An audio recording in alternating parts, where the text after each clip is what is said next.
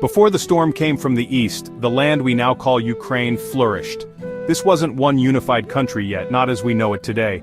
But it was a land of vibrant principalities, each ruled by a prince of the Rurikid dynasty. Imagine rolling plains, the breadbasket of Europe even then, where farmers coaxed golden wheat from the fertile black soil. Trade routes crisscrossed this land, connecting the Byzantine Empire in the south to the wider world.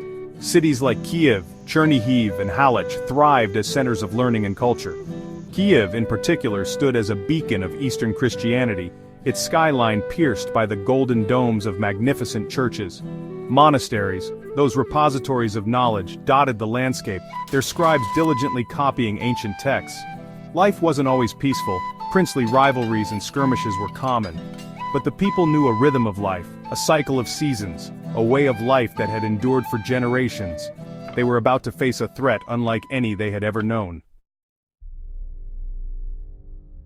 Far to the east, on the windswept steppes of Mongolia, a new power was rising. A leader emerged, a man of iron will and ruthless ambition. His name was Temujin, but history would know him as Genghis Khan, the Great Khan. From humble beginnings, he united the fractured Mongol tribes, forging them into a fearsome fighting force.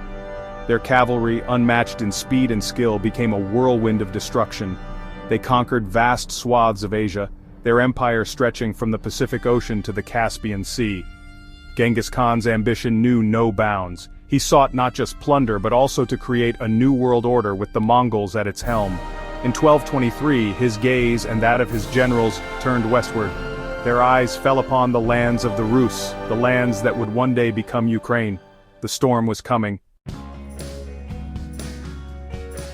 The year is 1223. The Rus's princes, a fractious bunch as always, received alarming news. Strange, fierce warriors from the east had vanquished the Cumans, a nomadic people who roamed the steppes north of the Black Sea. These were the Mongols, and they were unlike any foe the Rus had ever encountered. Some princes, perhaps blinded by pride or underestimating the danger, decided to confront this new threat. They gathered their armies and marched south. They met the Mongols at the Kalka River, a tributary of the Sea of Azov. What followed was less a battle and more a massacre. The Mongol tactics were ruthless and devastating. They used feigned retreats to draw the Rus's into traps, their archers raining death from afar. The Rus's princes, their armies in disarray, suffered a crushing defeat. Many were killed, some taken prisoner. The Mongols, true to their reputation, showed little mercy. The Battle of the Kalka River was a bitter taste of things to come. It was a stark warning ignored by many of the might of the Mongol war machine. Section 4. The storm breaks, Batu Khan and the Mongol Deluge. Genghis Khan died in 1227, but his death did not stop the Mongol advance. His grandson, Batu Khan, inherited his grandfather's ambition. In 1237, Batu unleashed the full fury of the Mongol horde upon the Rus's lands. City after city fell. Ryazan, Vladimir, Suzdal, all were consumed in a tide of fire and blood. The Mongols were merciless, their siegecraft unmatched. They used catapults to hurl burning pitch and stones against city walls, while their engineers dug tunnels to undermine fortifications. Those cities that offered resistance were put to the sword, their populations slaughtered. Those that surrendered were often spared the worst but forced to pay tribute and provide troops for the Mongol army.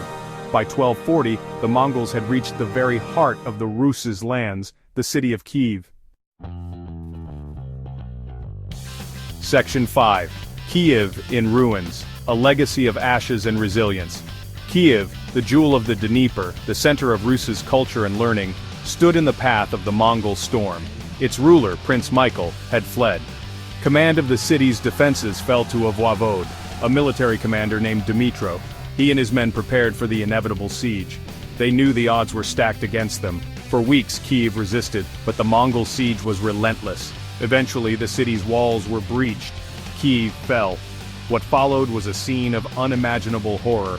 The Mongols, driven by their insatiable hunger for conquest, pillaged and burned the city.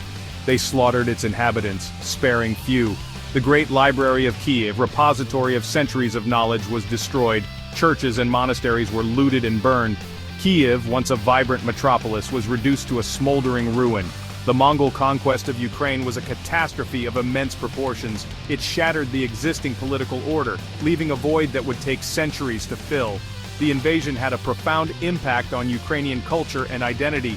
casting a long shadow over the land. But even in the face of such devastation, the spirit of the Ukrainian people endured. From the ashes of their shattered cities they would rebuild, they would preserve their language, their culture, their identity. The Mongol conquest was a period of darkness, but it also sowed the seeds for a new era of Ukrainian history.